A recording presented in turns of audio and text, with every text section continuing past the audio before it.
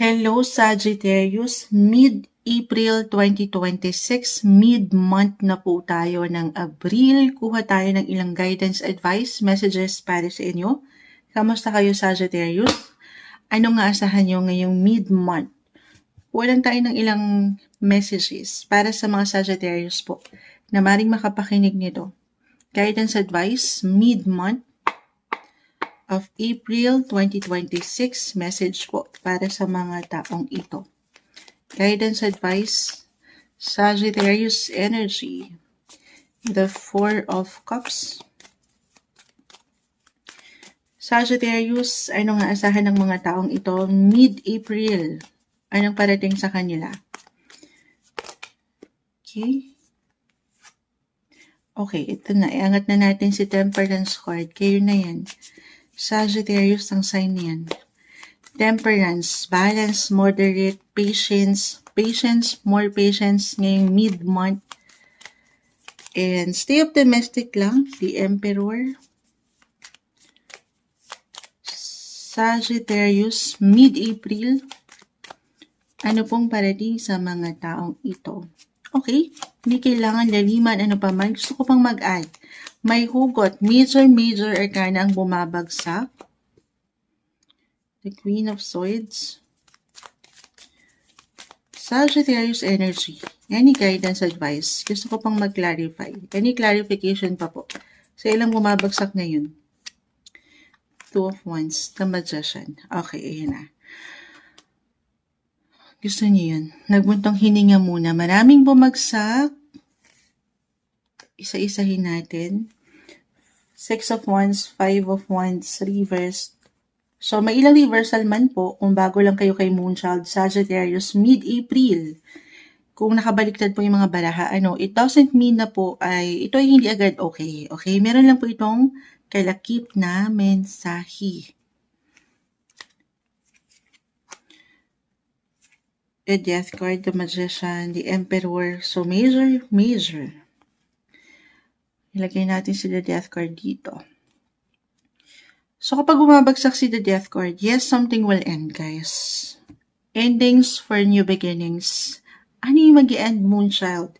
Of course, ito yung mga old patterns nyo, old approach, ways nyo, yung mga paraan nyo, sa inyong mga buhay-buhay, life in general, tayo po i-general message, or meron kayong matatapos, halimbawa, more on dito, sa unang bagsak ng baraha din, ay sa trabaho, proyekto, meron kayong na-achieve, guys. Tahimik nyo tong parang private achievement to. Or may secret project po ba kayo? Or yung energy nyo, tahimik lang kayong pumapasok sa trabaho, tahimik nyo nilalaban ang bataan. Yung mga pangarap nyo, ay tahimik nyo yung natatapos. Merong completion, achievement. Card of success, si Six of Wands. Nag-reverse lang kasi marahil tahimik kayong nagse-celebrate. Yes. Balance lang. Okay. Or maybe yun yung pinaka-advice. Patuloy yung tahimik na ilaban yung mga pangarap nyo pa. At may mga pagbabago po. Patuloy na may transitions, transformation ang paangat sa inyong buhay. Okay. The Emperor, the Magician. Kompleto, Ricardo. Easy-peasy sa inyo ang mid-April. I-claim natin. Light and love yung aking nakikita. Very positive po. Four of Cups. Five of Wands, reverse. Kalma. The Temperance card, kayo na yan. O, ito na yung pinaka-advice. Kalma. Ayan, iwas tayo sa ilang negativity. Divert your energy. As a Sagittarius, free-spirited naman kayo eh. Very open kayo sa mga pagbabago, flexible sign. This is something na hindi kailangan or something na hindi magiging malalim na problema. Yung ilang transitions, transformation, go with the flow kayo eh. Na nakakasabay din naman talaga kayo kasi kayo yung mga intellectual sign din, very positive, optimistic lang kayo sa buhay. Na ang ganda. Patience, more patience.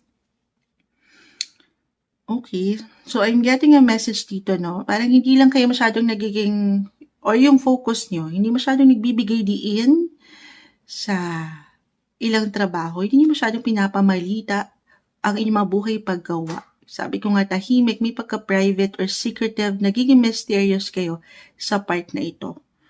Okay. King of Pentacles, Queen of Swords, parang patuloy lang kayong nanlalaban. Or patuloy kayong merong sinasakripisyo sa inyong mga paraan.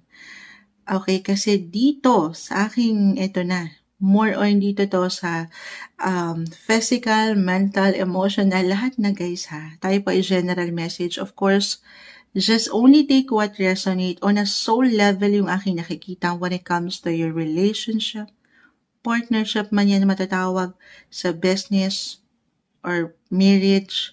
Merong looking forward. May travel. As a travel sign, natural to sa inyo. Meron ba? Meron ba kayo nilook forward? Or ito yung pinaka-advice? Or may travel talaga kayo? Kasama ang mahal mo, mahalaga sa'yo, pamilya, your partner in life, asawa. Yes, ganun yung energy guys. Mid-April tayo ha, mid-month of April, may travel. Kahit sa simpleng pagpaplano pa lang ito or pag-uusap na pwedeng mabuo ngayong mid-month. Or maybe ito na yun, may pag-move din ba? Or may gusto kayong gawin na kakaiba, something new approach, or you will take new chances sa inyong buhay. Parang nagkakaroon kayo ng freedom, nung kalayaan na gawin yung mga gusto nyo gawin. Oo. Na ito talaga yung nyo natural sa inyo. Okay, the Magician. Magical guys. Love and light. Very positive. Kung ready lang naman kayo. Single. Sabi ko nga may purpose on a soul level. The Death card, Temperance. May hugot. Maganda to guys ha. Alam ko matamis na naman to. The energy is giving when it comes to your relationship, partnership, marriage. Kung ready kayo to mingle, magandang pagkakataon ito to connect, communicate, socialize. Kasi meron kayong pwedeng makilala na someone na on a soul level ang datingan or sa pakiramdam may hugot. At maaaring si the one na ito guys. If ever ngayon pa lang may kinikilala na kayo, kasi nagbabalance na sa akin nakikita yung maturity, the Emperor, physical, mental, emotional, the magician, kompleto, Ricardo, ang menudo sa kasalan. Gusto niyo yan? Kapag bumabagsak si the magician, kasalan talaga ang example ni Moonchild eh. Kasi yan, kompleto Ricardo. Wala ng kulang, wala na kayong hanapin. Andyan yung spark, yung kilig, at the same time, nangingibabaw din yung disiplina. Yung maturity. Na ayaw nyo na nagsasayang kayo ng oras sa wala. Kasi merong someone na pwedeng umangat kahit over the net yung connection, the two of wands is here, na mapapasabi kayo na this is it, pansit, she's the one or he's the one na para sa akin. Yes, ganun yung level. Pero, ano na naman yan, Moonchild? Other that card kasi tapos si the Emperor, I feel for some naman din. Sabi ko nga, sign of maturity yung umaangat eh. Na hindi na lang puro puso, dapat balance na. Hindi lang puro emosyon. Kailangan nagsasabay din kayo, pero parang this is someone unusual. May pagbabago eh. May pagbabago sa mga gusto nyo or magugustuhan nyo. So, reversal tayo ha. Pwedeng ikaw tong makaramdam or ang person na to sa'yo. Pero may something parang unique yung nakikita ko guys. Patuloy na may transformation eh. Transitions. Parang naiiba. This is someone na parang hindi nyo expected. Someone, if ever, meron kayong kikilalanin, single, Sagittarius ha. Kung ngayon pa lang. Kasi nag-highlight po astrologically na sa Aries season tayo ang inyong mga 5th house. Ang daming ganapan sa 5th house nyo ngayon. This is about romance, love life, dating. Ano yan, Moonchild? Maring kakaiba siya or different siya sa mga nagugustuhan nyo. Maring sa una, hindi nyo siya, hindi siya yung someone na, sabi ko nga, yes, this is it, pansit, pero once na makilala nyo ha, doon pa lang ninyo mapapaangat yung pakiramdam na may purpose. kasi sign of maturity. So, dadaan ito sa proseso. Kaya ngayon pa nga lang, kung kayo naman ay open na, handa na, ready na, at may pagkainip na gusto niya ng pagbabago, someone bago sa buhay niyo, Sagittarius, hindi po imposible, malaki yung chance. Mid-April, ayan, Sagittarius, na merong someone na umangat, makilala kayo. Na on a soul level, maturity, may purpose. Baka siya na to. Okay? Yes. Oo, sabay lang kayo ha. Sabi ko natural na to sa inyo eh. Sasabay talaga ako moonshine. Hindi ko pipigilan. Connect, reconnect, socialize.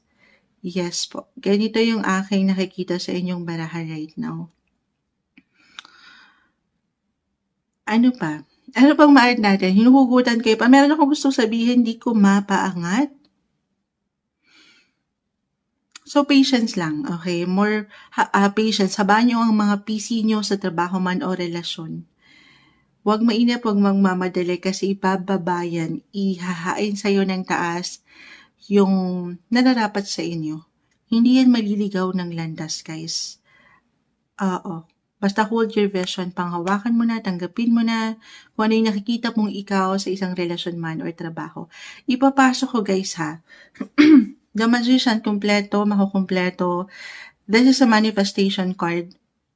For some of you, couples in a relationship, na-share ko din to after your sign. Inuna ko kasi ang Capricorn, pero regardless, naalala ko lang. Na-share ko din sa kanya. I-share ko din sa inyo kasi nakakakita ko ng sign of birth, the death card, temperance card, may purpose. Kung ito na yung nilulook forward ng ilan, meron po tayo nakikita, hindi po isang medical advisor, si Moonchild, simpleng card reader lang tayo. May pag-bloom kasi ng inyong mga buhay, pag-ibig, relasyon. Kung ito na yung nilulook forward, ano ba yan, Moonchild? Kung ito na yung kasama sa mga dasal nyo, ano nga yun, Moonchild? Baby blessing, guys. For some, maaring merong umangat. That card, isang indikasyon na yes, merong magtatapos dahil merong mga bagong simula na uusbong sa inyong buhay o sa inyong mga tiyan. Si Moonchild, melon lang to. Melon lang yung nasa tiyan. Hindi baby, melon. Oo, summer kasi nag-shake kami kanina. Naisip pa yun, pero kung kayo'y handa na, ayan, sabi ko nga kung ito na yung nilulook forward nyo at magpapakumpleto sa inyo as a family, if ever couples in a relationship, ito na. I-claim na natin ito, manifestation. Pahayag mo na, tanggapin mo na, i-manifest mo na sa mga tala, sa universe. Of course, sasamahan ng patuloy na dasal. Okay? Iangat mo lahat sa Kanya. At hindi po imposible na merong mag-a-add up sa family anytime soon. Kung hindi pa kayo ready, of course, sabi ko nga kapag sa pagbibaby, of course, ang pagbibaby ay isang responsibility. So, of course, you have to be ready. Okay? Kasi malaki po yung chance, Sagittarius, especially astrologically, na merong parating na blessing sa inyo. Okay? Kung hindi ito mag-connect sa inyo, reversal tayo sa ilang miyembro ng pamilya po or mga taong malapit sa iyong puso, may balita, impormasyon na pwedeng umusbong, umangat anytime soon. Yes, kung kayo may mga anak na or andito, paano naman kami mga nasa isang relasyon, Moonchild, may kasiyahan, may travel. Okay? May ganda ho nakikita pagdating sa inyong mga love life, romance, children. Balance, sabi ko nga sa inyo. Love and light, more on dito, nag-a-apply. Lalo pa kung tahimik nyong inilaban at meron ng sumakses sa trabaho. Oo, I mean, yun yung hindi nyo masyadong napapaangat na i-share for some Sagittarius. Kasi yun yung mga personal yung priority. And this time, resulta na lang ang aangat ng kusa para makita nila na nagsikap ka. I-claim natin yan. May magagandang possibility, makukumpleto ang mga bagay. Other messages, ipapasok ko to. Bago mawala ng boses si Moonshine. Balance, guys, temperance card. Yes, aalisin ha, the Death card, 8 of Swords. Ano yung aalisin? Ito, note to self kay Moonchild. Yung ilang unhealthy imbalances, unhealthy approach. Release anything or anyone that no longer serves a purpose sa inyong buhay. Sabi ko nga, full of purpose yung umaangat. On a soul level pa nga. May meaning. So, aalisin natin, tatapusin natin yung hindi na nag-iiwan ng meaning sa inyong buhay. Hindi naman kailangan tao agad ito o relasyon. More on, si 8 of Swords, minsan wala tayong higit na kalaban, kundi ang isipan or pakiramdam, physical, mental, emotional. I-release yung ilang unhealthy approach kasi, sabi kong imbalance, guys. Kaya ito mismo, Temperance card, minsan, hindi naman tayo perfect eh. As an optimistic sign naman kayo, pero siyempre tao lang tayo. Papakiramdaman nyo din po, do some reflection ng inyong mga sarili, physically, mentally, emotionally, kasi nanlaban kayo ng tahimik, tapos may ilang ganapan pa dito na ang inyong mga enerhiya, isipan ay ma-occupy din. So, kamustahin din yung kayo ha. Balance is the key. Listen to your body. Sa part na ito, kayo po ang higit na makapagsasabi. Okay, check nyo rin yung mga kalusugan. Magpahinga kung kinakailangan. Huwag pabayaan ang mga katawan. Note to self kay Moonchild, make yourself a priority rin para maharap natin yung mga nilulook forward nyo pa sa hinaharap. Hawak nyo ang globe dyan, Sagittarius. Pakita natin sa live. You can travel the world. Kayo pa ba? Yes, malawak. Marami pa kayong pwedeng marating, makilala, madiskubre sa buhay. Sabay lang sa flow na ito ng life. Ito yung umangat na guidance, advice, messages na marahil ay kailangan yung marinig para sa inyo mid-April 2026, Sagittarius.